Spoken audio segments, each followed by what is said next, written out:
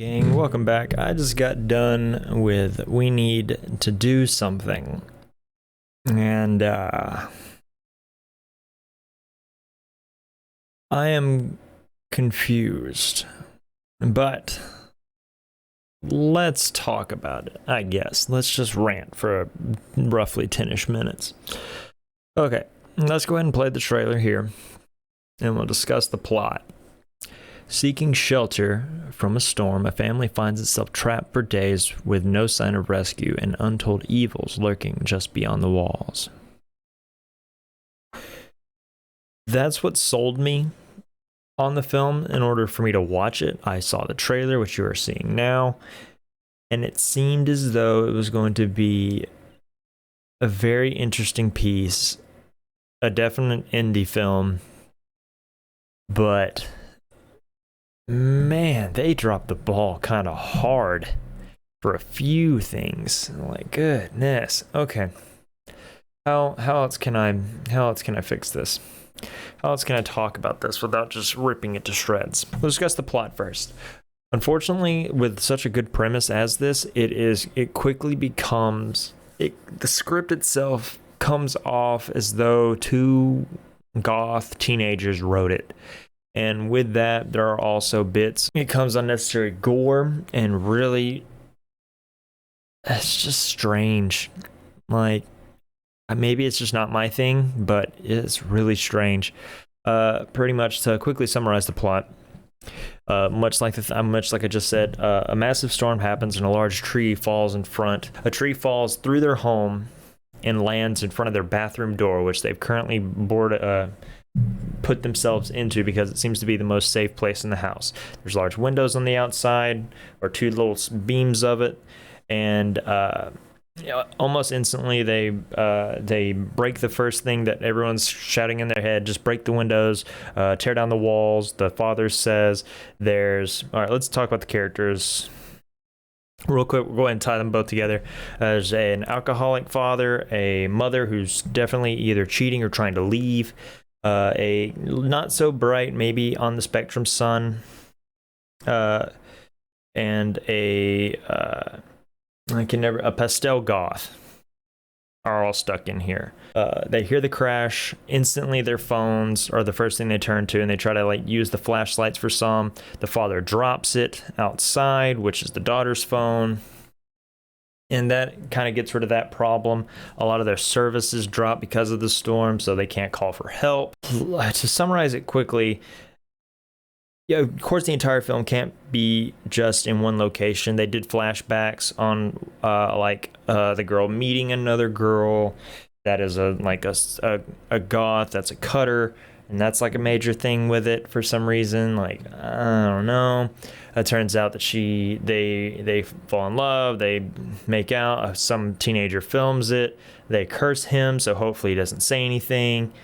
Apparently it goes really bad, and I just don't know.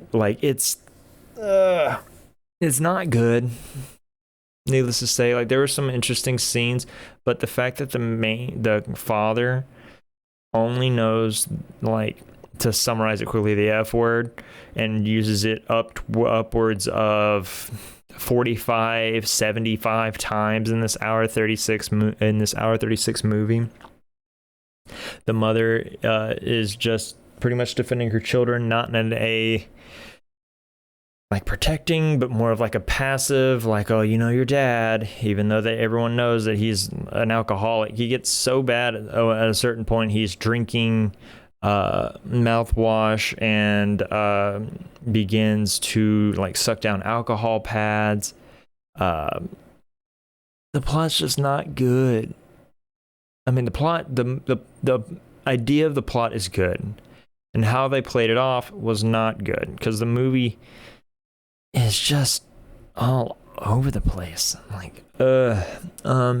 Plots of 4. Yeah, plots of 4. Well, that's with the characters, because they're all very one note. and I guess that's what they're trying to do. And I understand that there's like a deeper dig for this film because it's an indie film. Everything has to have massive meaning. It's definitely talking about this girl's like dealing with trauma of her alcoholic father and her mother that's not quite right, and having to deal with like high school and apparent like a meaning, like a secret meaning of this, like never being truly able to escape this or something. I don't know. Plots of 4. That I'm putting character development in that because they're so one note.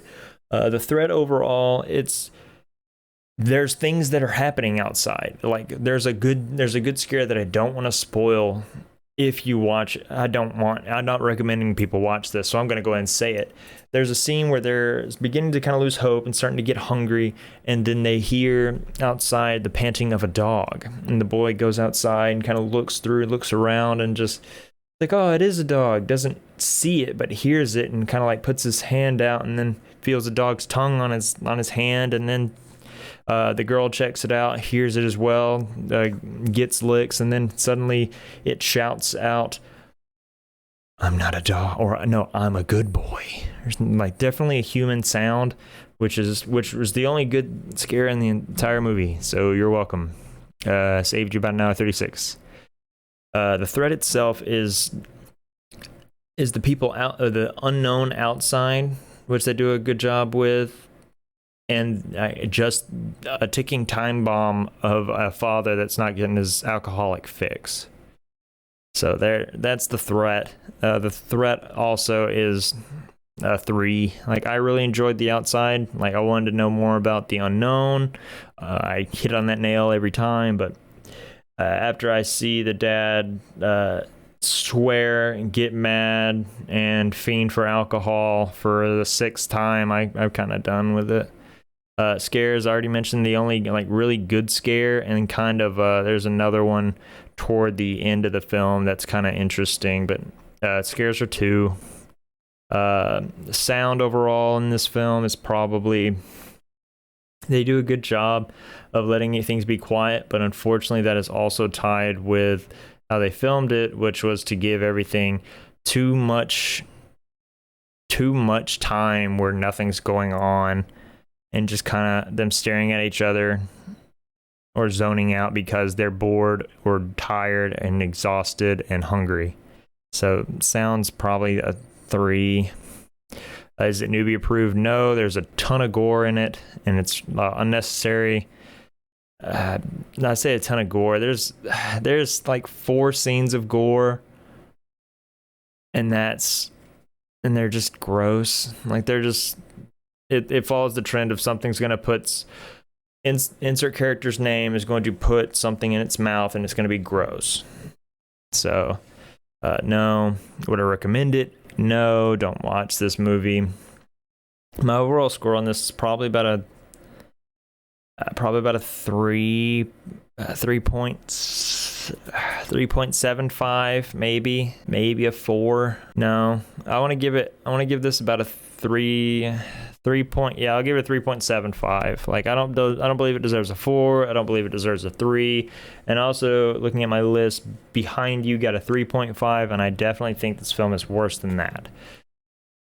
Well, no, I definitely think it's better than that. What am I saying? Yeah, 3.75. So it's that much better than behind you. Man, they had such a good premise, and maybe with a little bit more funding, this could have been better, but it was not at all. I'm exhausted by watching that film. Stay scared, take care, and I'll see you on the next day. And who knows what we're watching at this point, because I thought that was going to be good, and it was trash. Say bye.